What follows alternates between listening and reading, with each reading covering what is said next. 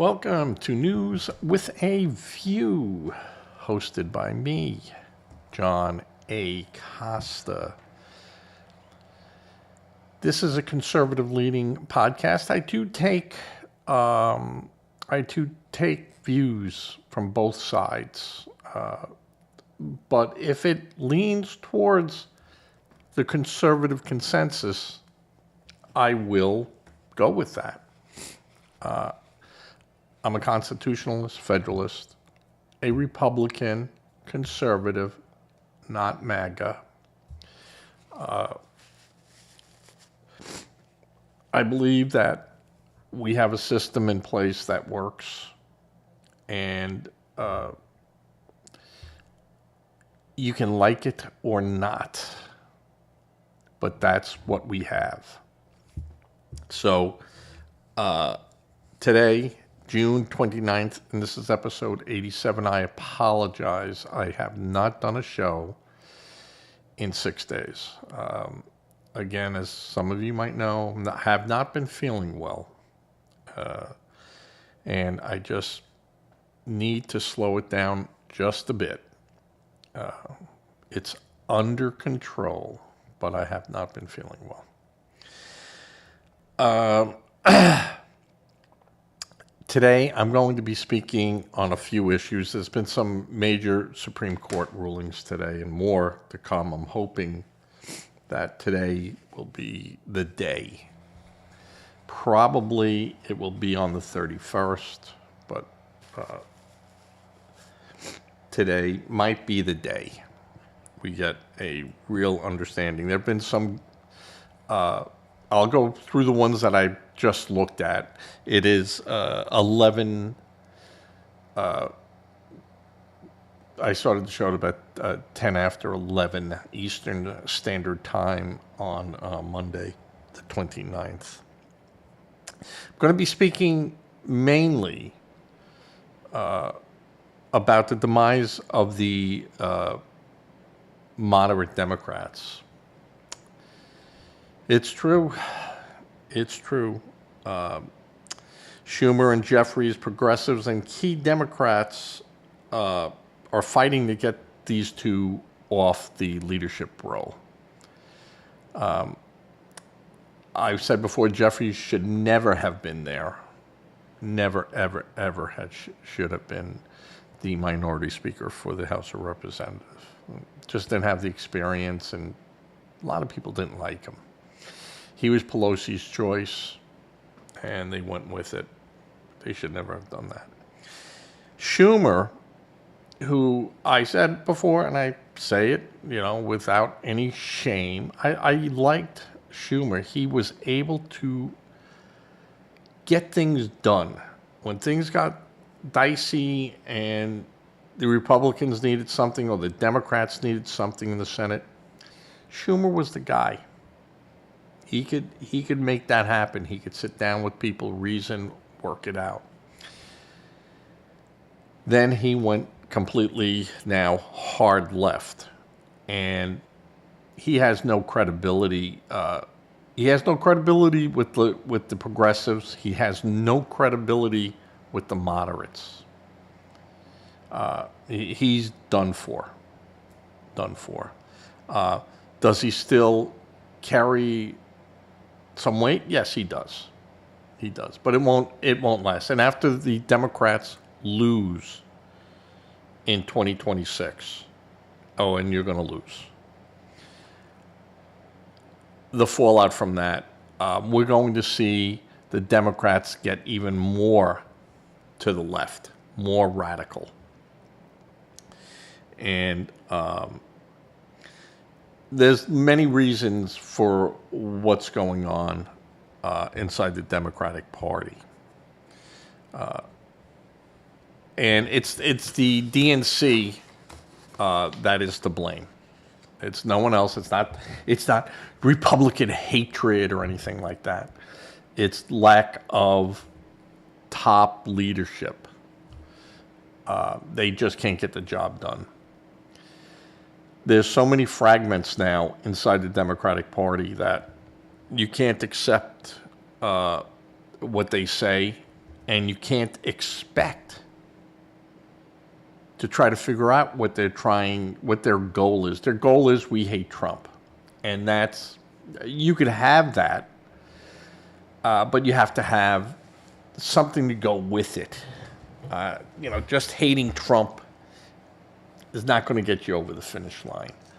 It might get you 45% of the vote, but you're not going to win. 45% or 0%. If you don't win, you don't win. And we saw that in 2024.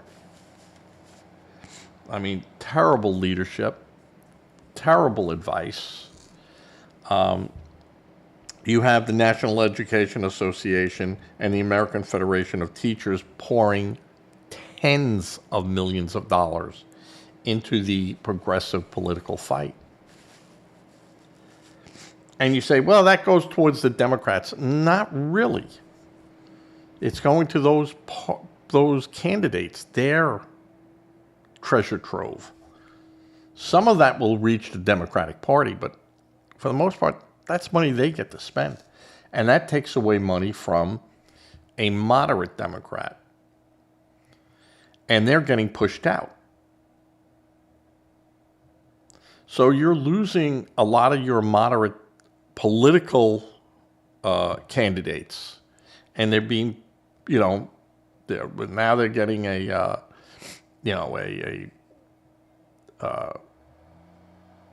radical Democrat. And I think that in 2006, your moderate Democrats are going to be very leery. I know, Maine, we know what's going on there. They're trying to get this guy to keep it low. It's not going to happen. I don't even think he's going to make the election. So there's a lot of stuff going on inside the DNC and inside the progressive movement that when it all fails, the real fighting of these groups will happen.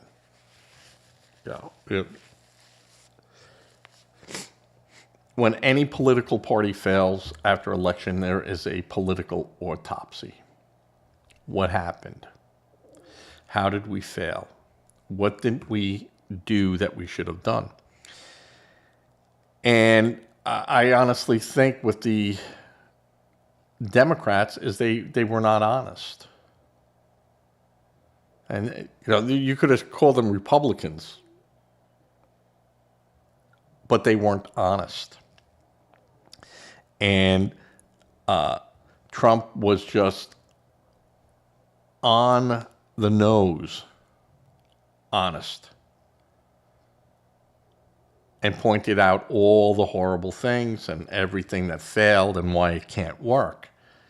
And the Democrats just couldn't get the momentum going to say, hey, what Trump, is talking about, what this is going to happen.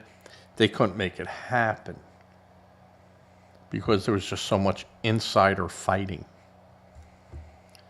that they couldn't do it. And, it will be hard for Democrats to say Doge was wrong. Look at the fraud that's being found. It's going to be hard, very difficult for the Democrats to climb out of the hole that they're in. And that hole is getting deeper by the day. The Republicans are seizing on the moment. They're doubling down on the craziness. The airtime now given, people with blue hair, representatives, that are just screaming. I mean, they're just like out on the street where they're just not making sense. The idea of the liberal is the more they're wrong, the louder they get. That's what happens. If I scream louder, that will make me more right. You're having Democrats now who are looking at the socialist Democrats, the Mondanis, and they're looking at it and they go, we're not part of that group, but you are part of that group. You supported that group. You empowered that group.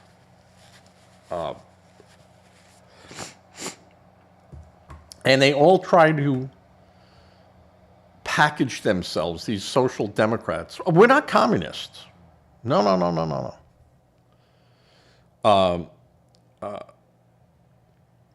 We just believe in a hybrid approach of communism. We want to heavily regulate private businesses. We want to regulate social conditions. And, part of that is giving you free health care. Part of that is giving you free food. Part of that is giving you free rent. Yeah, that's just a rebranded and repackaged communist. Because the only way they can get that is by taxing. And see, that doesn't happen in a communist land because in communism, the government controls all the property, all the farms, all the businesses, anything that is production, they control. So they don't need to tax it. They set a rate and they, this is what we buy it from you from. This is what we pay the people. We'll pay you $32 an ounce for gold, and then we'll sell it for $4,000. And that's the way they make their money. And that's what they want to do here. And you're having moderate Democrats going, no, I can't buy into that. Though you have a lot of young so-called Democrats that go, yeah, I pay for this and do that and give it to me for free. And they're trying to get the young people super involved. But as the young people are getting older, they're also, working out there and going, hey, I don't want to give you all my money. I don't want that. And that's what happens when you're 18 to about 27, you're a Democrat. And then when you start becoming successful in your profession and you start seeing the money flying away from you and you're not getting it, you start questioning that and you become a Republican. Republicans have been doing a great job of pushing their agenda. And all the Democrats have been doing, and jumping on the socialist bandwagon. You have Chris Murphy out of he's a rep out of representative out of Connecticut, who says we welcome them into the DNC. This is one big party tent.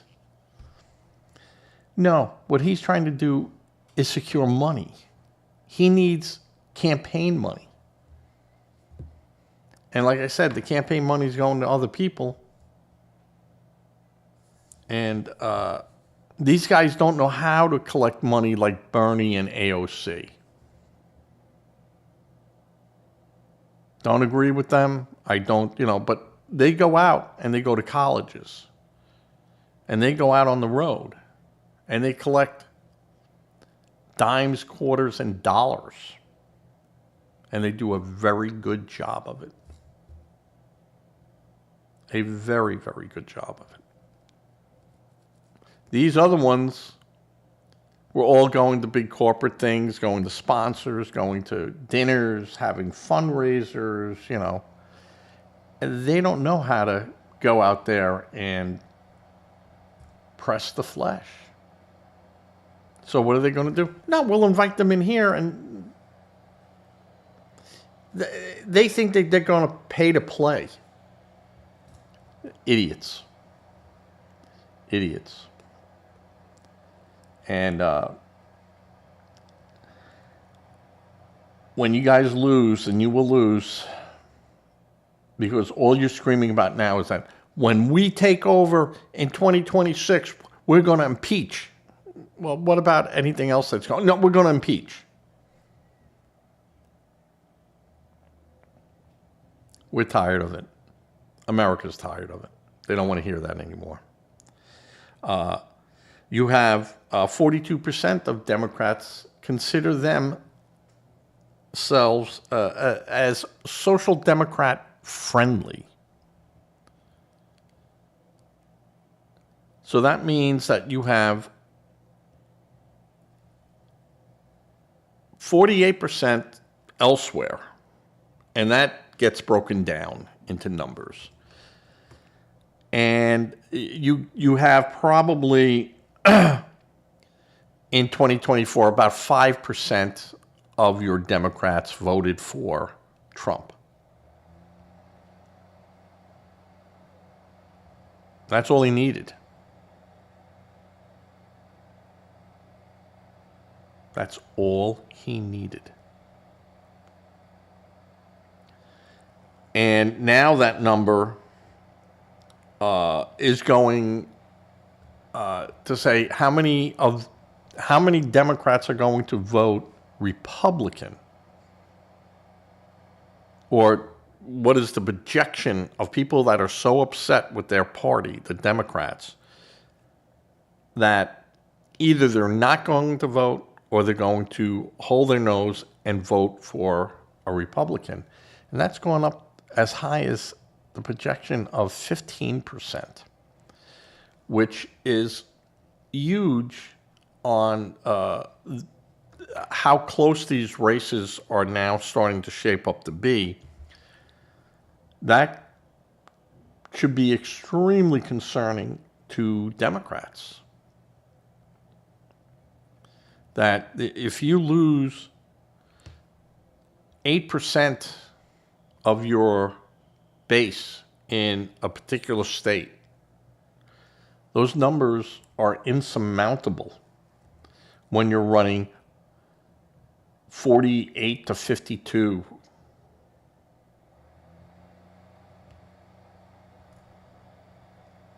You know, that you just can't make those numbers back up.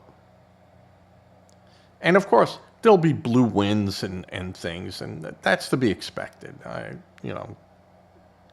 But the way the House of Representatives, I mean, the Senate's going to be, we might, it might be a little closer than I would like, but I think the Senate's going to stay red without a problem. But I think the House is between redistricting and wins. They're going to pick up seats. There's going to be seats lost just because they don't exist anymore. And those ones that were blue are going to turn red. So you're going to see 10, 12 new red seats in there. And who makes the laws? Yep. Whereas in the past, a second-term president after midterms was really a lame duck.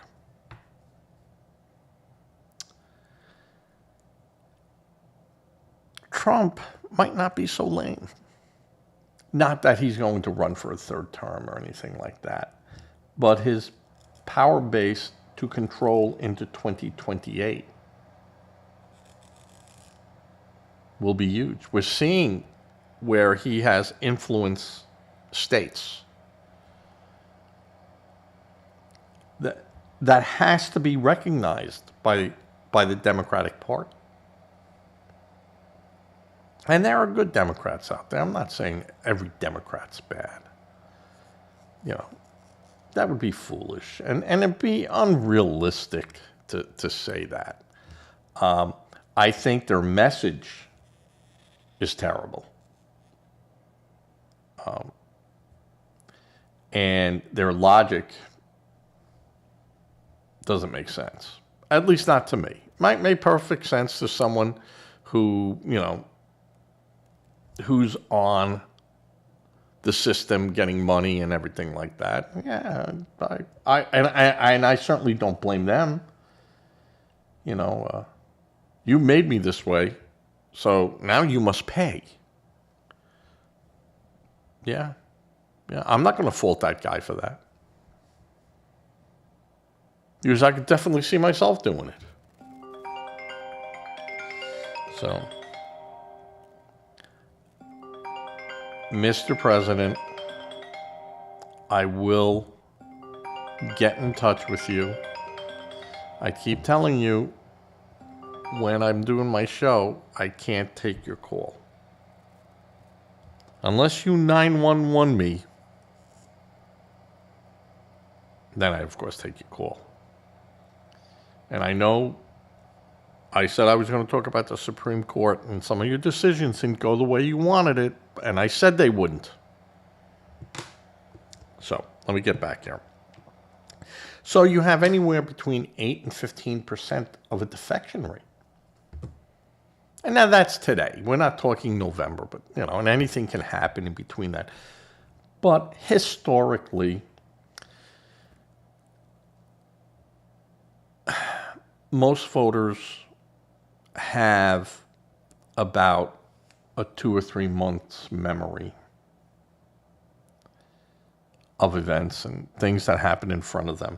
And this is why the Democrats like early voting, because you put it in there and then this stuff comes out and there's really not much you can do about it. You're not going to go through that hassle of saying, pull mine and I want to change it.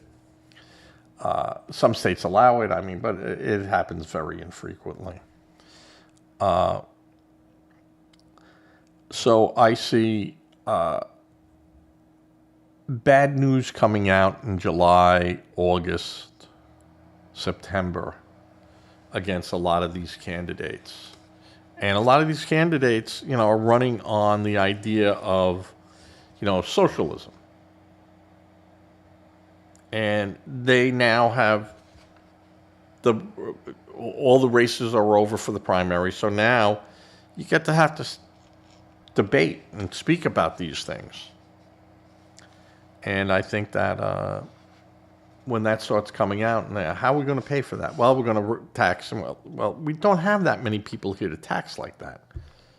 There's not that many billionaires over here. So how are we going to tax that and get that to us?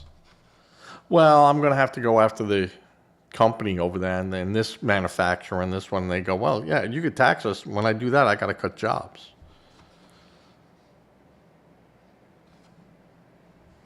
It amazes me that they don't understand that. Well, the rich must pay.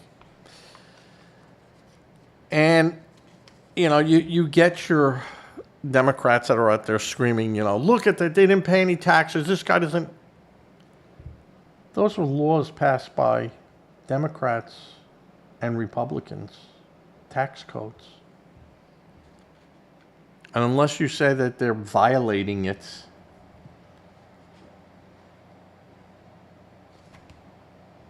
so I see a very hard time for the Democratic Party. I see a demise of it. I see a hijacking of it. I agree with John Fetterman, senator out of Pennsylvania, who says this is a very dangerous path that we as a Democratic Party are allowing this group into our midst. And you might have invited the fox into the hen house. So, and I can see, the frustration of a Fetterman and others to go, I'm out of here. I'm not going to be Republican. I'm just going to be an independent. But you could see I've agreed with everything the Republicans have done. So take a look at that. All right. Supreme Court. Today, the Supreme Court ruled that President Trump cannot fire Lisa Cook from the Federal Reserve as an independent and hands-off agency. That's always been sacrosanct. You know, unless the person really did something so horribly wrong, of course, that, you know, goes without saying. And that was a 5-4 decision. I agree with that decision.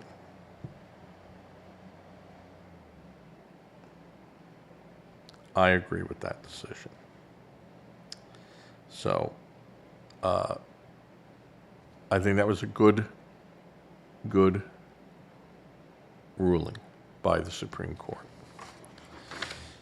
Another one, Supreme Court has allowed Mississippi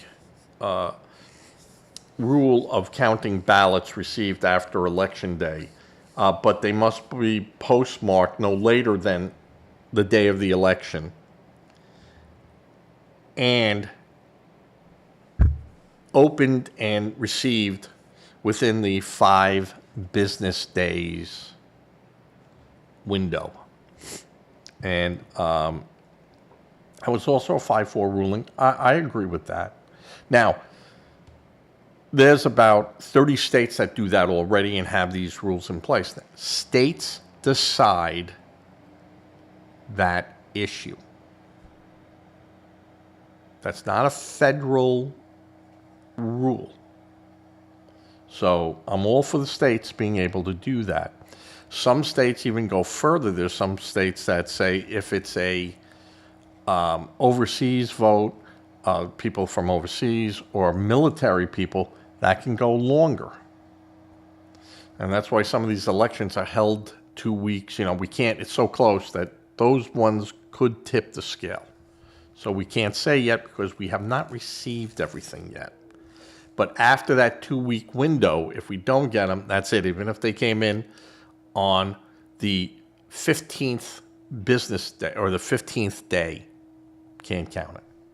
So that's a good rule. I like that. I don't like the idea of, you know, we just mail out ballots willy-nilly. But states are allowed to do that. Follow the rules. And since there is no language in here about the day of election other than, you know, showing up and your vote counting that day. I mean, if you really wanted to get hard-nosed, you'd say there is no such thing as a mail-in ballot. You either show up or you don't vote. And, you know, that happened because of wars. Honestly. That happened because of wars. So, I'll agree with that. So, I agree with SCOTUS on that. The Supreme Court today also allowed Trump the right to fire FTC member Rebecca Slaughter. Now, how can you agree with one and not agree with the other? This is the Humphreys probate. This goes way back. The Humphreys, 1930-something, when the great Roosevelt fired someone from the Federal Trade Commission and was ruled that he couldn't do that. But the guy died. Humphreys probate, his wife challenged it, and they ended up just saying, well, we can't put him back. He's dead. So pay him out his term, and that's it. We'll close the door on it. And that's how the ruling ended. But the ruling would have gone, you can't do that. Well, in this case, they allowed it.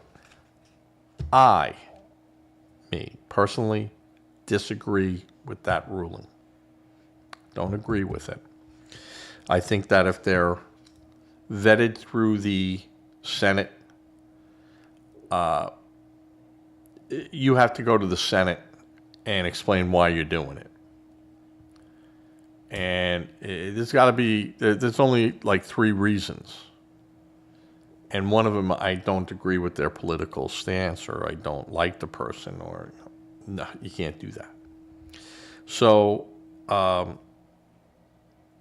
don't like that happened like that, because it's a continuity of the business of the United States. Not just the presidency, which can change and stuff, but it's the business. If all this can change every 4 years, it's hard to establish treaties. It's hard to establish relationships. It's hard to get things done in that window, and you need those 10 years to do it. And that's what a lot of these appointments are, 10-year appointments. So in the course of doing business, it makes sense. Now, Trump, of course, you're fired. You're fired. I didn't agree with that ruling. I think that you get approved by the Senate can dump you. That's about it. Or you break one of the 3 cardinal rules and you're out. And that has happened too. Joe Biden, I think, had to fire someone from the railroad inspector generals or something for doing something naughty. And he did it, and that was it. No one could, that's within your bounds, and, have at it. Those are presidential powers. All right. This is, I'm going to finish this up because I wanted this out. I did this for 35 minutes. That's about my limit now. I will be trying to do a show tomorrow. I'll see how I feel. It's been tough. It's been tough. And we shall carry on. I like that the heat is now going on Fauci. My book here. The Real Anthony Fauci. Read it. It's interesting reading.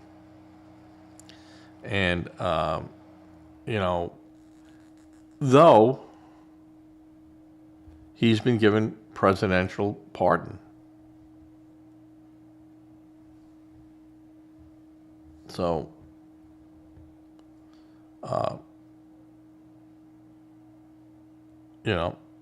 there's not much you can do about it.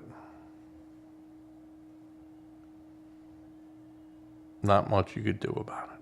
I mean, and that should be the lie that's brought up about the Democrats who said, I can understand why Joe Biden protected his son. He had the power to do it, and if it was my son, I'd do the same thing.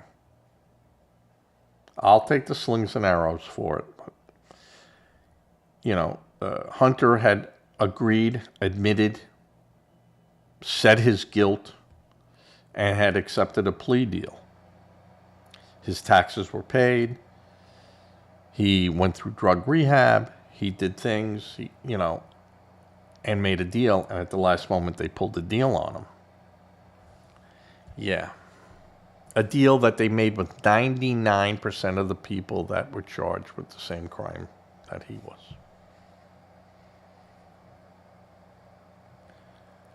Is he a sleazebag? Is he yeah, probably still is. But he made a deal. And the deal was broken because of politics. And if I was Joe Biden, I'd go, yeah, it ends now. Bing, bing. You've already convicted him. He's already stood up and said what he's done wrong and admitted to it. And they go, well, people have gone to jail. Not many. And he wouldn't have been one that went to jail because he had no other prior offenses with it. Just he made bad judgments, and he fixed it. Now he might have, his dad probably had people buy his paintings for $6 million that no one would, you wouldn't pay 50 cents at Goodwill for, but paid his taxes. He moved on.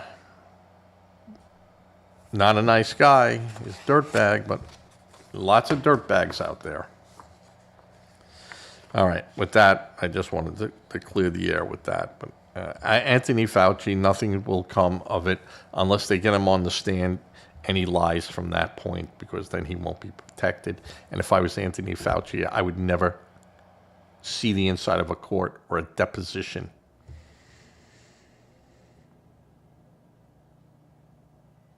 I would never agree to it. I'd find whatever legal excuses I could go to avoid it. Not going to go. You ain't going to trap me into saying something. That's what they try to do. Interesting with Comey coming up. Comey's just a sleazebag. And I can't wait for him to get raked over the coals. What he did to Flynn. I mean, how does that feel, James? How does that feel? Don't feel good, does it? All right, everyone. I'm going to say goodbye. Please give to a charity if you can give. Make sure it's a legitimate charity. There'll be a lot of charities asking for earthquake relief for Venezuela. So make sure your money is going towards a good charity. Don't become a victim trying to help a victim. Locally, you can give money to a food bank that helps people in your community. It's a great thing, great way to go. The other big thing, say a prayer. Prayer does work, no matter what a Democrat might tell you. And with that, I'm going to say thank you, and I'll catch you all later as I fade to